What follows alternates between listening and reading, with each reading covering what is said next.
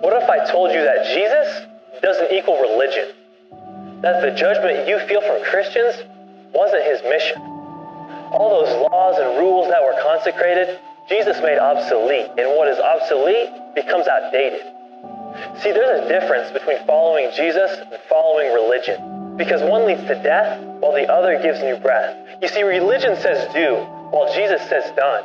Religion calls you a slave, while Jesus calls you friend, even son. Religion stands up boasting, proud and strong. Many of its deeds and works come out of self-righteousness, like a clanging gong.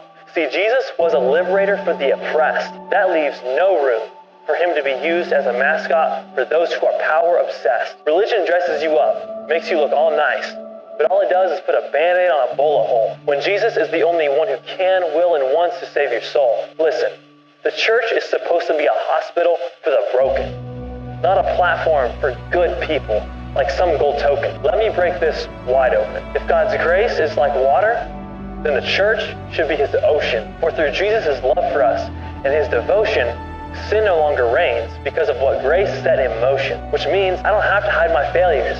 I don't have to hide my sin because it doesn't depend on me. It depends on him. See, when I was in rebellion and not God's biggest fan, he looked down and said, I want that man. Which is why when I was a church kid, living it up, getting wasted, chasing sex and validation, Jesus offered a sip of something different and I tasted. I appeared neat on the outside, put together and strong, but on the inside I rot while I sang religious songs. See, if religion says be perfect and neat, then why is Jesus' power made perfect when weak? Which is why he hated religion. In fact, for it he died. It's much better than a list of do's and don'ts. Because of Jesus, I don't have to hide. But it's not just because some book says, or because it works for me. See, through following Jesus, I have been set free.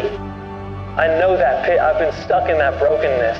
I wish that I could have fixed that feeling of hopelessness. There is someone who can. And if his story ended in the grave, I don't think I'd have the courage to stand here and be brave. Christianity isn't supposed to be a point of reference, where religious people pick and choose to their preference. Jesus' intent was to be the foundation and framework for all of life in every decision. Now, I am not trying to stand here and sow division.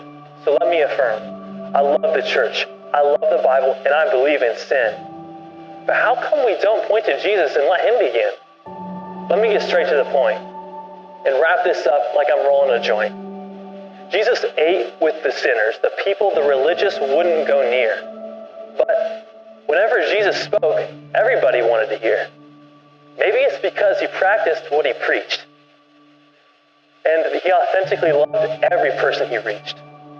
So maybe instead of forcing people on some spiritual, religious journey, we take our cues from his love and introduce people to Jesus because he wasn't in a hurry.